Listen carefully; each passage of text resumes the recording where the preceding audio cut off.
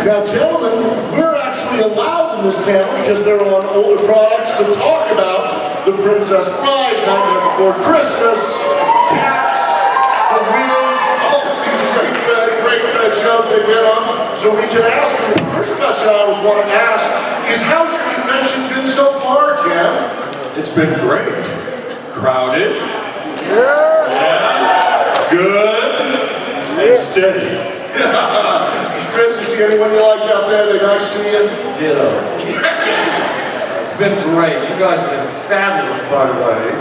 We really enjoyed having the chance to talk to individual fans along the way, sign autographs. We're just having a great time. Thank you. So let's get right into the questions. Let's start over on stage left over here, if you would, superhero number one. Welcome to Friday Night Gallery. Anyway, hey Chris, if you couldn't dress up for Halloween, what would you be? I actually have a rather deflected answer to that question because, you know, when my kids were growing up, of course, they wanted to dress up for Halloween and they wanted to go out with their parents.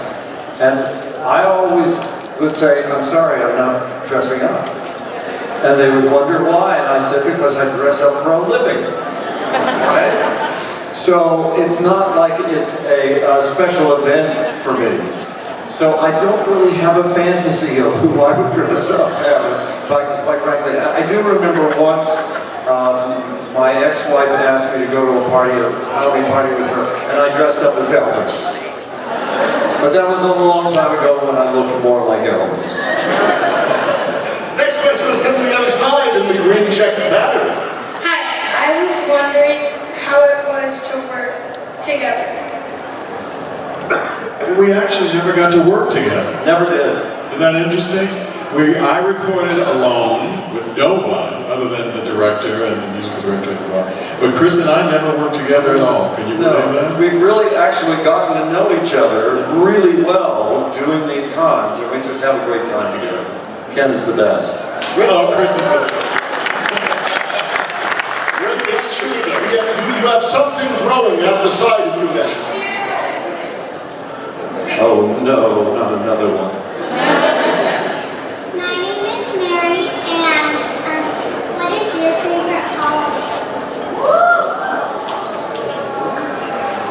Well, my favorite holiday is Halloween. And it really is. I'm not just saying that because when I was a kid, I lived for Halloween, probably because I got to dress up. And you got candy, you got cake.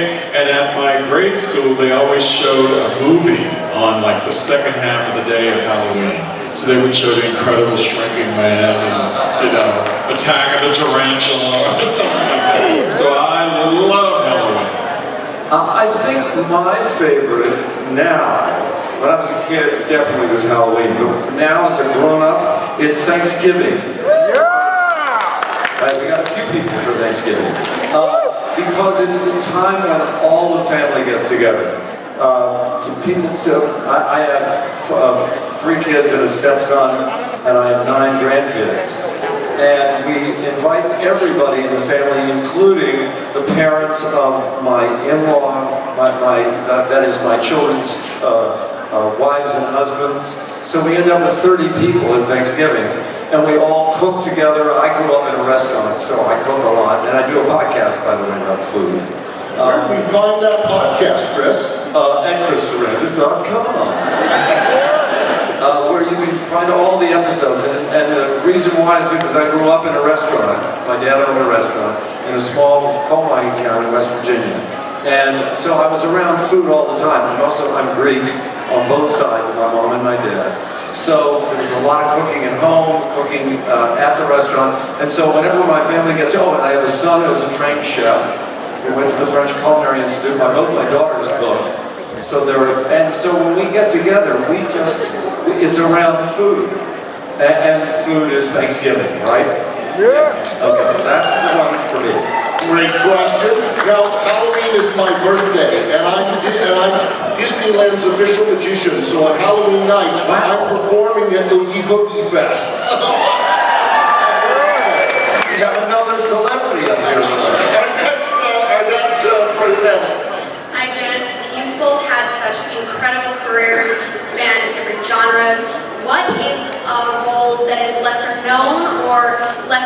author that you have loved that you wish more people knew about? Question. Good questions. Good question. Well, I did a musical called It Ain't Nothing But the Blues. And I really loved it because I got to sing B.B. King stuff and rural South, blues, early blues. And that's my favorite music. So I was in heaven the whole time. I got to sing a song called The Hoochie Coochie Man. I had a good time. So that's the show. Nobody really knows. It didn't run that long and it wasn't a huge hit, but I got to do it. I replaced someone, actually, a dear friend of mine. And that's my favorite show. I wish everybody could have gotten to see it. Is there a cast recording of it? Or? There is one, but I'm not on it. Yeah, well, they recorded it before I joined the show, And I tried to get them to do 3 tracks while I was there. They were like, forget about it. So there is no recording with me, but that doesn't mean you shouldn't go get it. It's called It Ain't Nothing But the Blues. And the man who did the role originally, who also thought of the show, is a wonderful man who's not with us anymore named Ron Taylor, who was the original voice of the plant in Little Shop of Horrors out there. Yeah, so there you go. And I think my favorite, and I think I've mentioned this before, but not here, is many years ago I did an adaptation of the Charles Dickens novel, The Tale of Two Cities, for CBS, for Hallmark Hall of Fame. And I got to play both the characters, Sidney Carton and Charles Darnay, and it was such an adventure because I got to work with, first of all, a cast of all-star British actors. We shot it in England and in Paris. And also, I got to play these 2 roles, and there was lots of no CGI in those days. Right, I'm talking ancient history. So all the effects were practical things, like I had to play scenes with myself, which was really interesting to do. A little confusing, but interesting. And so that's the one that sort of brings to mind when you ask that question right away. Tale of Two Cities as Jekyll and Hyde. That's good. Well, not Jekyll and Hyde. But I can give you both. Right. Charles Darnay and Sidney Carton were the main characters. Yeah, doing both roles. That's hard to do. Absolutely. So, good. Next question for our next side. We have, look, from the movie. Right here, Sally. So, what's your favorite act you've done?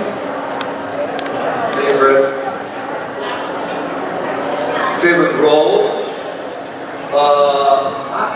It's hard to say because I've had the good fortune of playing a lot of really interesting parts, and I love them all, except for one, and I'm not going to mention what it is. So everything but that one. That's a stupid answer, isn't it? Well, they say, roles are sort of like your children. You shouldn't have a favorite. I probably do, but you shouldn't have a favorite.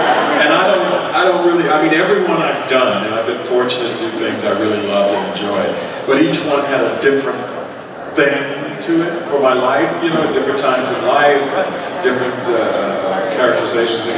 So I don't have a favorite. Each one was my favorite when I was doing it, at least. I feel the same way. Good question. Thank you. Thank you. Over on this side. Hi there, you're both such prolific actors. Do you guys have a preference between theater, film, or voice acting? I can't speak for Ken. I know we both come from the theater. I started working in the theater when I first started out. I worked a long time in the theater. I worked in regional theater and in Broadway, and they're different animals. You work in totally different environments.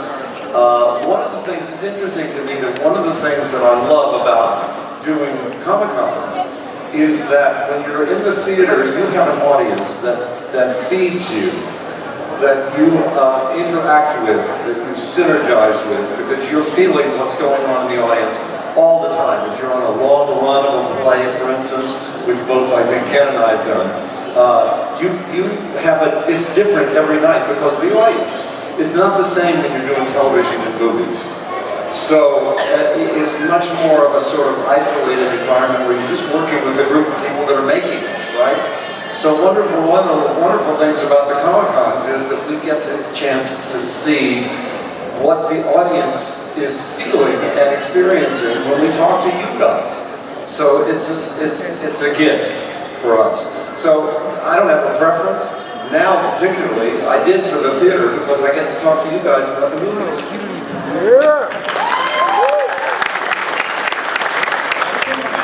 You know, pretty much I agree with what Chris is saying. I don't have a preference, but I have what I would call preferential experience. But it's in each one, it's not one over the other. I love doing film because you can concentrate and do it, and that's it. You put your 9,000% into it, and then you move on, which is a different process than theater, where you kind of have to, you're in it per performance, but you have to measure yourself for 2 hours and blah, blah, blah, blah. For me, I do concerts, singing, cabaret, things like that, which is yet another kind of expression because it's just my own expression. It's not someone else's writing or something like that. So each one gives me something different to bring to the audience. Film is removed because you do it, then an editor gets their hands on it, and you might end up in the trash can. Who knows?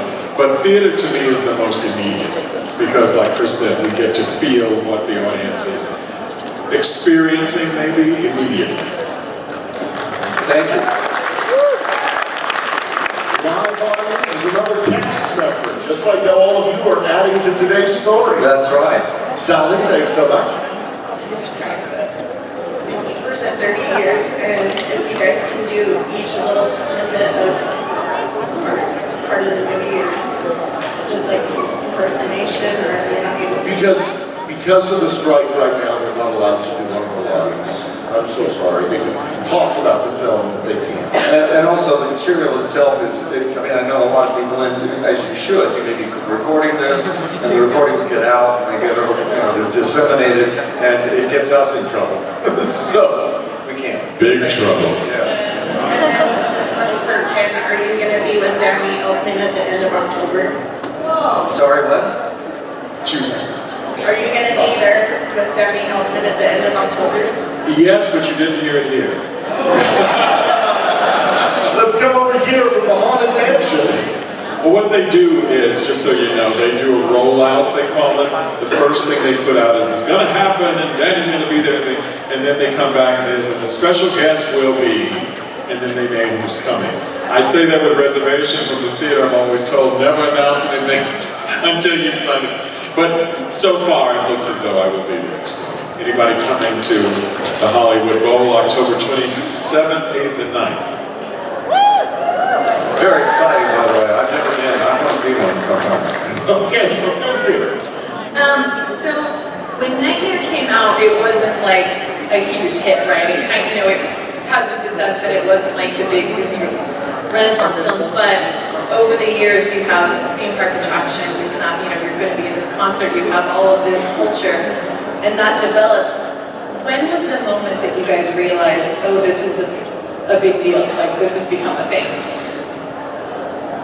I think coming to these events, I would say, just for me. Like, when did that start, right? Yeah, I mean, I knew from the beginning that it was special. I mean, I don't think there's anybody who denies that from the very first time you saw the movie, right? And I have a little story to tell about the first time I saw it, because they sent me a video cassette, a VHS, of a black and white finished version of the movie with like a time code going across the bottom, and because I was going to do some post work on, redoing some lines maybe, and so I was sitting there with a pen, and I've got it in the VHS machine, and I'm playing it, and I'm taking it, and suddenly I realized I had 3 small children at the time, that these kids had drifted into the room because they heard this stuff going on, and they were like this. That's when I knew it could have a future, yes. But when it was gonna, it's when this is the phenomenon that really told me that it's happening. I was doing a show in LA, and one of the stage crew was sort of a goth guy, and he walked up to me backstage and he said, "Is it true?" And I said, "Is what true?" He said, "Are you really Oogie Boogie Man?" maybe I should say no, you know. I said, yeah, I did. He goes, oh, and he freaked out. He told me the story about how at this club that he went to every week, a goth club, that at the end of the night on Saturday night, they would play the Boogie Boogie song. And that's how they knew it was the end of the night. They go, they don't. He said, everybody goes crazy, dude, you get crazy. And I had no idea at that time that anybody was listening to it or doing anything with it. So that was my first introduction to the fact that it had become a cult thing. And then it grew from there to what we have here now. But for me, it started with knowing that it was kind of an underground, swell thing that was going on, and then I found out how big that was, and on and on and on, till this, which is amazing, still every time.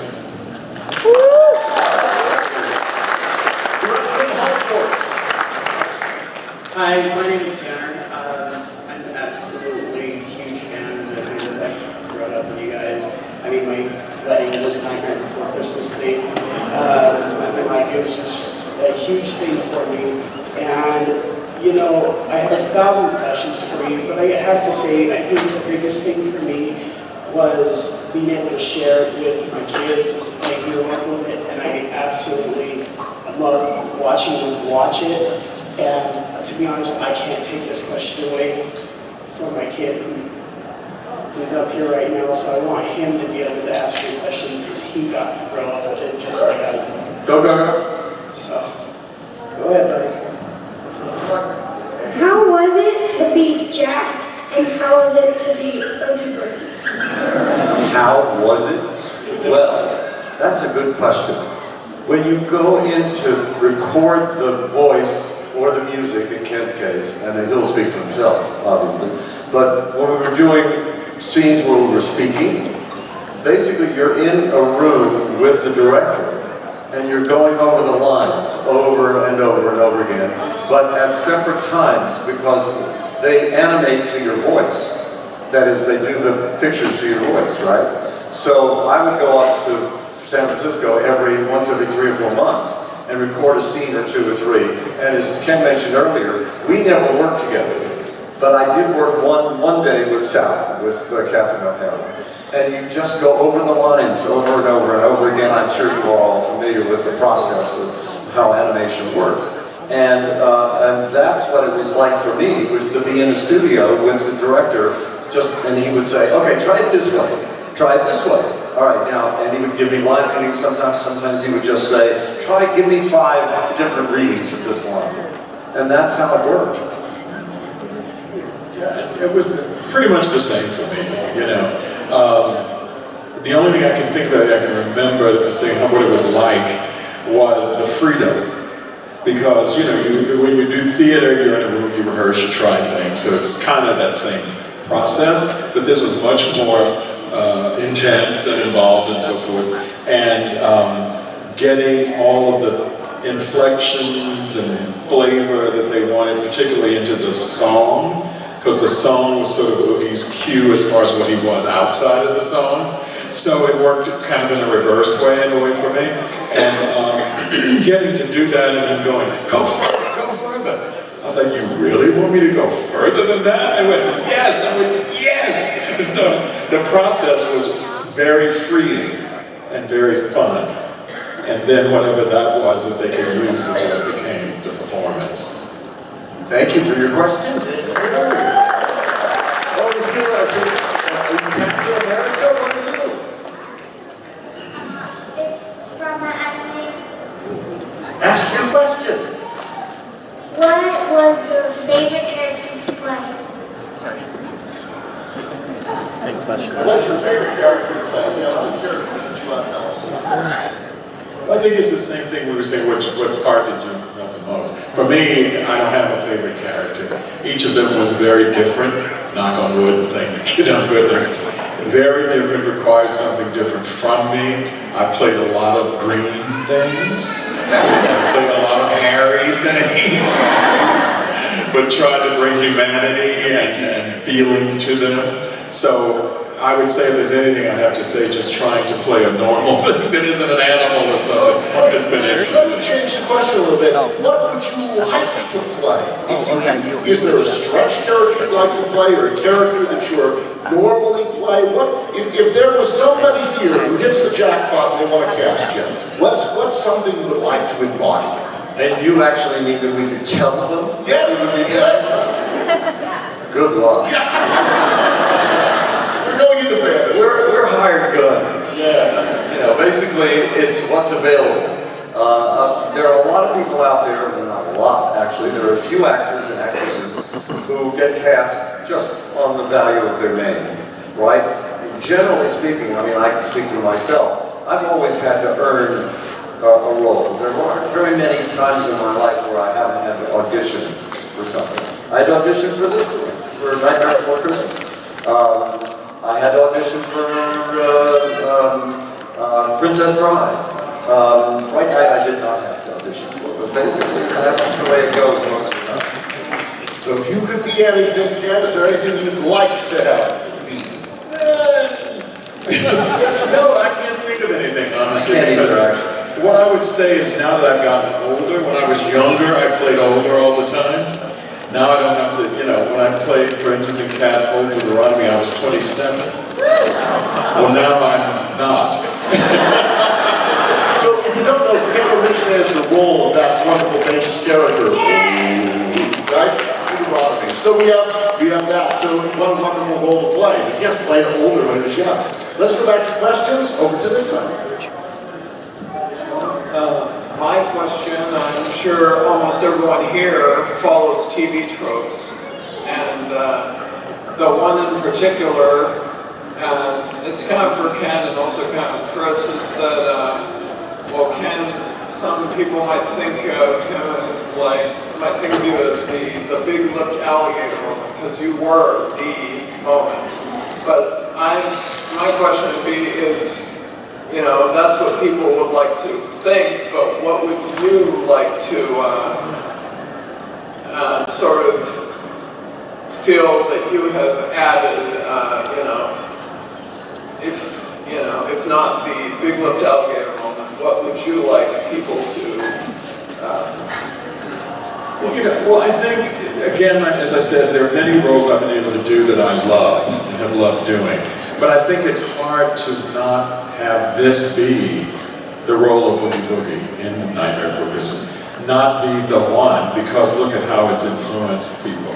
You know, Chris and I have done a lot of work, but I can't even imagine how many people have seen this film by this time, and how many people have, as one of the gentlemen said, passed it on to their children, and their children's children, 3 generations. So I gotta think that that's the one, you know? No matter what I might have thought, you know, I think it speaks for itself that that's the one that's had the farthest reach, and therefore has become most endeared to me as far as that's concerned. Thank you. Good question. Over to you, one woman. What is your favorite animal? My dog. I have right now we have a black lab mix named Lucy, who's gone a little cuckoo. What they do sometimes. But we, over the last 30 years, we've had 3 different wonderful animals we've lost to age. And now it's, I think that and maybe pigs are supposed to be very smart, right? So maybe, except that we don't treat pigs very nicely.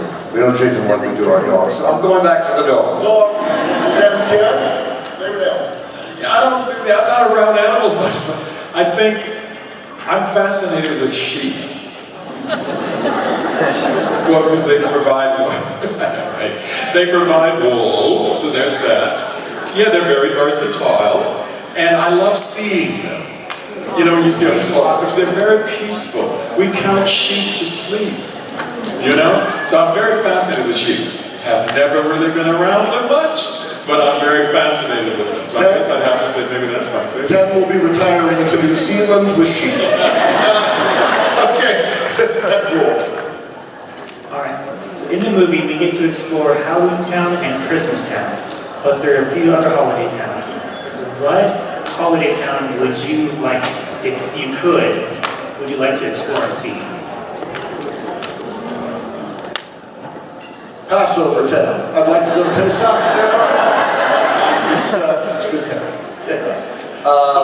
Well, they've all been explored, by all of us. One of the reasons why we identify with the movie, I think, in a lot of ways, is because we know these holidays, and we each have a very specific memory about the holiday.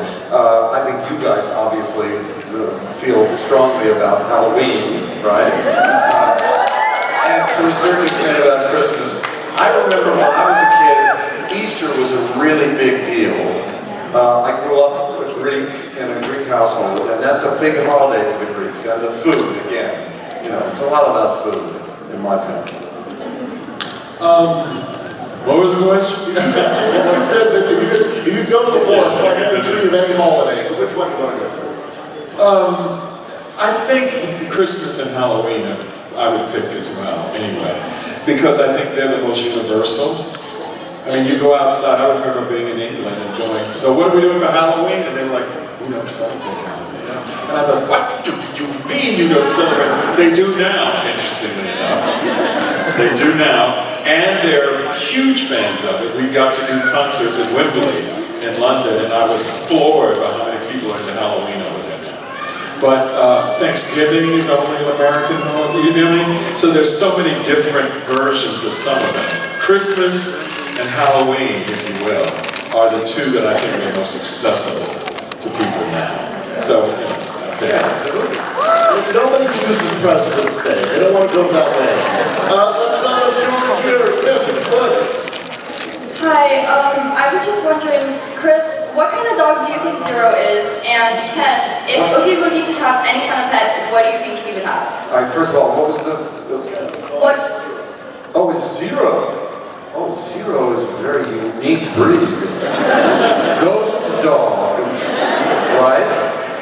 And Zero, having been around dogs a lot for the last 34 years, I've never had a dog with Zero's powers, Zero's invisibility, Zero's ability to do any number of things that I wish my dogs could do. I don't know. But the answer, unique dog. I think Oogie would have a lizard. Some sort of over-the-top lizard. He's also part worm, isn't he? Oogie? Yes. Or insects. Insects, yeah. I want to know, is Oogie the insects? Is Oogie the shadow? Is Oogie the bad? What is Oogie? Yes.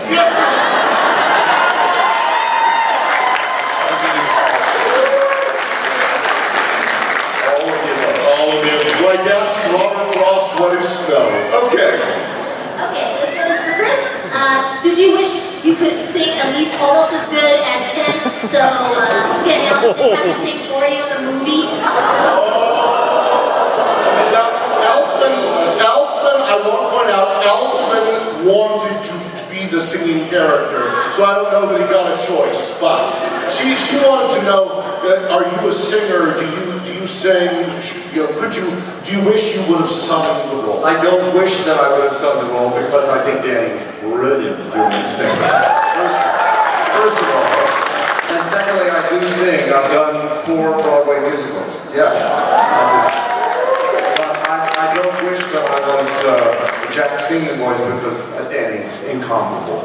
Yeah. So they were only casting for the acting role because Danny wanted to be the singer.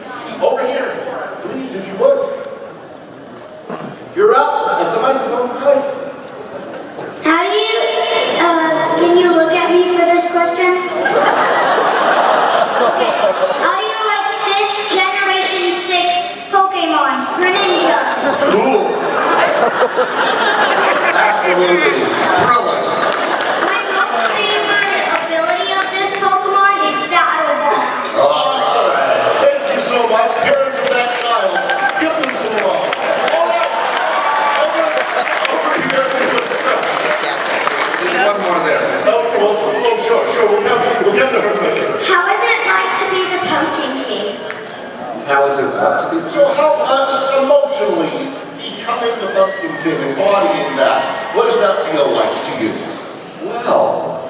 You know, in the movie, Jack is he's both very powerful. He feels that he's very powerful because he is the Pumpkin King. But at the same time, he's very insecure. That is, he doesn't really feel strongly about his ability to make decisions and to do things. He's constantly asking questions. And that's one of the reasons why I think a lot of people identify with the character, is because he's us. He's what people feel in general, kind of a lot of the time. You know, where is my place in the world? What's my meaning? But he finds it, and it's kind of like, you know, the story of the Wizard of Oz. He's been in Kansas all the time, right? Yeah, he's been in Halloween Town, and that's where he belongs because he's the Pumpkin King. Yeah. Okay, on the stage right.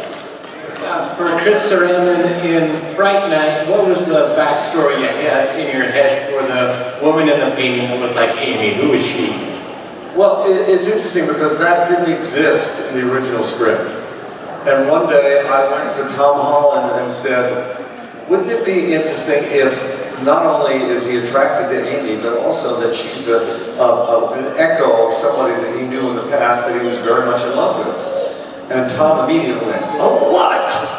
And he had the portrait painted of Amanda, but in an older sort of, fashion. And it was only one of the examples of the way he collaborated with the cast. If you remember the vampire in Fright Night eats fruit, right? And when we were rehearsing the movie, and we rehearsed for a long time, creating the characters, backstories, all that stuff. I'm trying to figure out what kind of story do I have backstory? Maybe there's some bat DNA in Jerry's past. And I started researching bats and discovered that 90-some% of the bat kingdom is not vampire bats, they're fruit bats. And so I said to Tom, what if we incorporate fruit into this guy's, he has a craving for fruit because he's got some bat DNA in him, some fruit bat in him. And again, he loved it. He said, I love it. And he created some indelible moments, particularly that moment where Charlie's hiding in the bushes and Jerry's eating an apple, and he bites off the apple because he sees it, and then throws the apple toward and Tom created that shot where the apple rolls up to the camera. I mean, it's a coup de theatre, whatever you want to call it, but it was part of the collaboration of the movie, and that's where it came from. And Amy. Okay. Great question. Sally. Hi. I was just curious about what it was like to work with Danny Elfman, and if you have any moments with him that sticks out. It was great because, especially recording the song with him. Henry Selick, of course, did the dramatic work, of course, as a director. But Danny was amazing because he comes from a very avant-garde background. So his take A, writing the music, was already sort of in a certain place, right? So what he was looking for in terms of my character was someone who was, I say this with humor, who was as weird as he is. Or more accurately, someone who was willing to experiment in those areas like he does. And I remember saying to them, they said, well, what's your take? What do you think? And I said, well, I think Oogie is somewhere between the voice of the demon and the exorcist. What a lovely name for an exorcism. I love that. It's good. You need a young priest and an old priest. Young priest and old priest. Exorcism. Yeah, exorcism. And the voice of the cowardly lion in The Wizard of Oz. Because he's lovable, and of course the voice of the demon scares the gullible out of you. And they were like, yeah, Danny was like, yeah, that's far out. Shall we go there?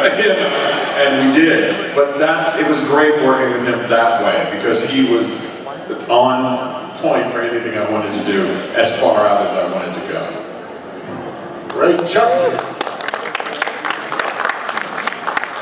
Hello there. It's such a great honor to have both of you here, so thank you again for being here tonight. I have no idea how many times I've watched The Nightmare Before Christmas, like multiple times a year in my entire life. My question for the both of you is, what are some movies that you watch, like every year that you've seen so many times that you constantly find yourselves like returning to in your lives? Gosh, there's so many. A lot of mine are sort of classics of the great Hollywood kind of, catalog. A lot of them from the 30s, 40s, 50s. How Green Was My Valley, I can watch 50 times. It's a wonderful movie, by the way. And Roddy McDowell from Fright Night was in that as a little boy, and was wonderful in the movie. Any John Ford movie, The Searchers, How Green Was My Valley, John Ford. And then there's some great, to me, some great horror movies that I love, including the original Nosferatu. There's a wonderful movie called Don't Look Now. It's a Nicholas Roeg movie that's scary as hell. Supernatural movie. And then that great Eastern European version of Let the Right One In. I can watch that over and over again. I have it in a drawer in my house. Yeah. Wizard of Oz, that I've watched since I was a child. It used to come on, well, you probably don't remember, but it came on television once a year, at Easter, usually. So there's Wizard of Oz, The Exorcist. Yes, I am that kid, and I love The Exorcist. And there's another movie called The Haunting. And I love it. It's taken from Shirley Jackson's novel, The Haunting of Hill House. They've done a remake, but the original one was really amazing. Sorry? Black and white, Julie Harris, Claire Bloom, all kinds of people. But you never see anything. That's what makes it so compelling. And you really get caught up in the idea of, is it in her head, or is it just that they don't see? Because there's some things that happen. I'm advertising it for Halloween if you haven't seen it. Treat yourself. To The Haunting, the original black and white. I also want to take a moment, anyone with accessibility issues, they can't get up to the microphone, but has a burning question. We okay? Anybody?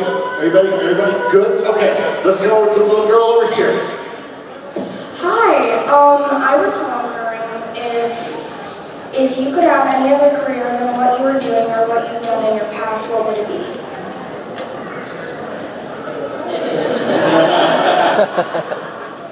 Interesting question. It just brought to mind, when my wife was your age, she actually had a friend of her dad's come up to her and say, all right, you're now, how old are you? I'm 12. 12. Well, she was a little younger. She was about 6 or 7. And he walked up to her and said, now, what are your plans? It's a 6-year-old, right? What was the original question? Go back. If you could have any job. Any job. I think my plans were never to be an actor, and I ultimately became one just out of dumb luck, really. But if I had an alternative at the time, I was interested in being a politician, which is kind of stupid. Well, it's interesting to me because politicians say, we do this and we do that, but actors don't do that. They don't tell that fiction. They say, I do this, I'm that, which is much more truthful to me anyway. I would be a surgeon. And the reason I say that is because I've had a hip replacement, and before I had the hip replacement, I decided I wanted to see what it looked like to have one, so I watched one on television. And it's gruesome. But they talk about a horror movie. But at the same time, it was fascinating. And I thought, well, that would really be an interesting job. That would be mine. I think I would be an interior designer. Well, because I love making home. And I realized that I got it certainly from other people in my family. But as early on as I had my own room, I always enjoyed making it what I wanted it to be. And as I got older, it incorporated more things, and then people would say, come over and I need to do something in my living room. Tell me what you think. And I was always fascinated to do it, still not thinking about it as anything other than just help my friend. But in the last 10 or more years, I thought, I really could have done that. you know, just in sensibilities and knowing the history of design and furniture and even cultural history, what you bring into an environment to make it comfortable for somebody, what resonates from their own culture, their own likes and dislikes. It's a fascinating thing, and it's not just what picture do you hang on the wall. You know, it has a lot to do with how do you live, and how do you want to live, and what makes you comfortable. So I think I would do that. I still might. I got 10 minutes. I think it's interesting you don't say a set designer or a prop master. You want to do interior design. No, interior design. Well, they tear your set down. I've seen it. I've seen set designers actually weep tears because they did these incredible sets on stage, and they're just trashed at the end. Hold it up. I see a question in the front row, an accessible one. Yes.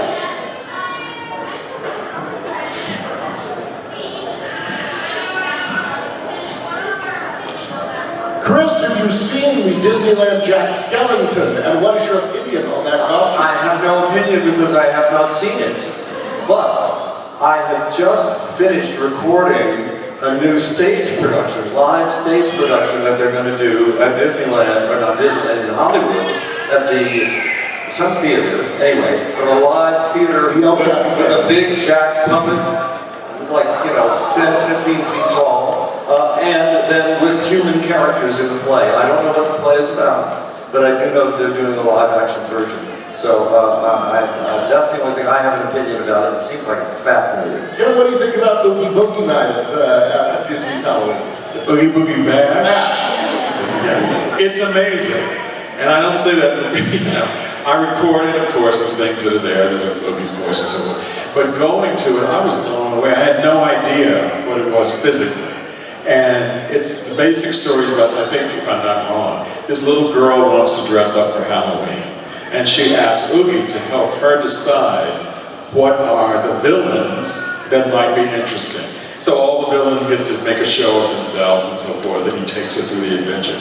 It's amazing. The whole thing is really, I don't even really know what to say about it. It's a pretty e-ticket ride. I think that's how they say it at Disneyland. And it's great. Like I said, my voice was just one little piece of it. The rest of it is amazing.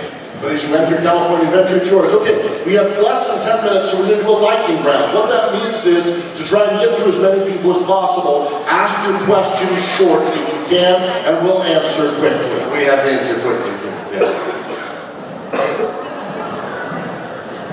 Quickly. Sorry.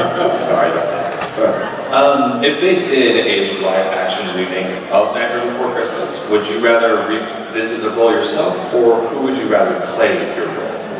I think I'm too old to play Jack right now. No. I mean, my voice is still there, but... Okay.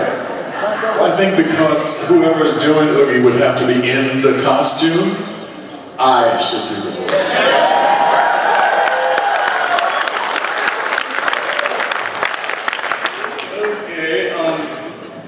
This may be a tough question, but here we go.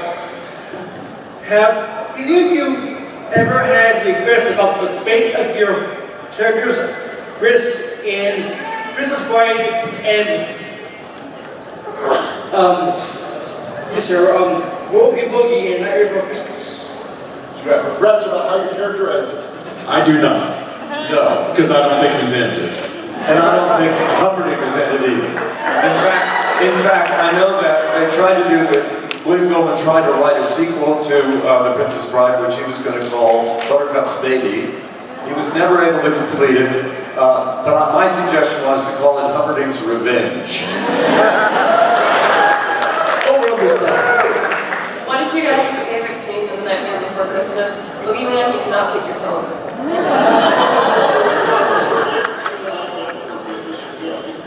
I'm going to pick his song.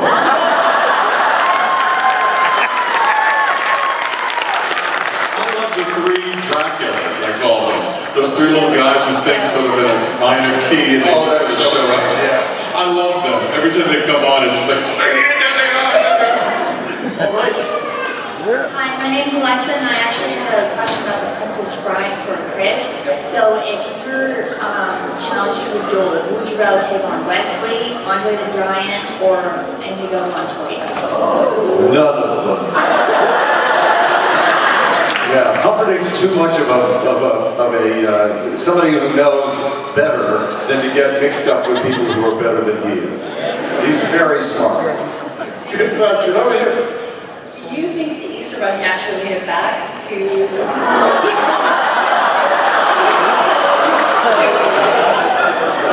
I think the Easter Bunny's still hopping around somewhere. I'm not sure where. But... If you haven't received any eggs at your house in 30 years, we're sorry. Over here. Chris, question for you from Princess Bride. I want to know if you had any good interactions with Andre on set, and Ken, what was your favorite role that you did? The story about interacting with Andre is way too long to do in the lightning round, but if you read Carrie Olsen's book, I tell the story in the book about my daughters meeting him for the first time and freaking out. It's a great story. Well, as I said, I love all the roles I've done. I really do. I'm not just saying that because there's a lightning round, but I really do love them all, individually and uniquely in their own way. I'm standing strong and tall. What's your favorite Broadway show that you've been in? Same answer. Lightning round. Over here. All right, it's Halloween. You're watching a horror movie. What's your favorite candy, Chris and Ken? What's your favorite? Say it one more time. Favorite candy that you're eating? What's your favorite Halloween candy? Candy? I'm a Snickers guy. I know. Answer quick. Caramel popcorn. So now you know what to send to their agents involved. Here we go. Well, both of you. How was it working with game studios like Square Enix and Capcom for those games that involve your characters? My experience has always been great. They always know what they want. The scripts are very specific, but then you have to repeat a lot of stuff, and it's hard, but it's fun. Yeah. I would say the same. I mean, I really would, to be honest, I wasn't consciously working for any particular company. I was just recording more Oogie stuff. And that's kind of how I... Yeah, basically the same with me too. Hi, I'm a huge Nightmare Before Christmas fan, as I have a cup. And I'm wondering if, what is a character trait that you admire most about your character? Jack or Oogie? What do you admire most about your character?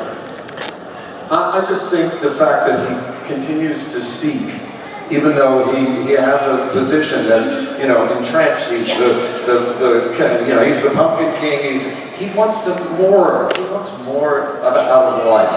Yes. That's what I like. Yeah. I think it's Oogie's charm. Yeah. Because even though he's doing dastardly things or wants to, he's very charming about it. I'm going to kill you.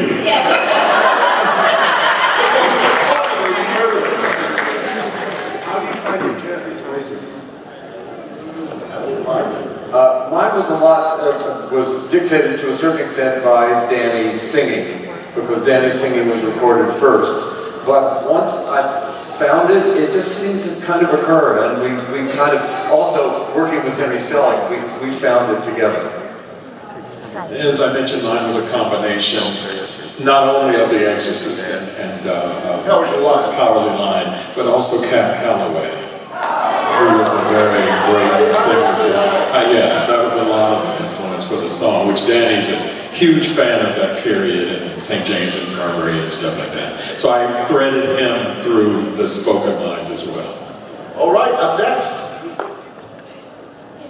If you were in the body of your characters, do you think you would enjoy it? Would you like to be in the body of your characters? I think I'd be freezing all the time. Poor man, all he's got is bones, no skin. I think I've been in the body of my character. I think I wouldn't be surprised at all. All right, our last question. No pressure. I kind of have a two-part question. Do you guys have any mementos or anything that you've saved from any of the movies that you've been in that are extremely special?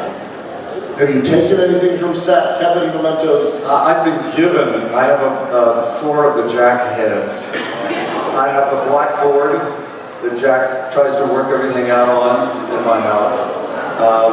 And that's basically it from that movie. And then a couple of little, I used to have a lot of clothes from Fright Night, but I let it go years because they kind of went out of style. Now they're back in style. I had the dice from Oogie's. The big ones, not the big, they were different sizes, but I had those. Did they have the snakes inside? Yes.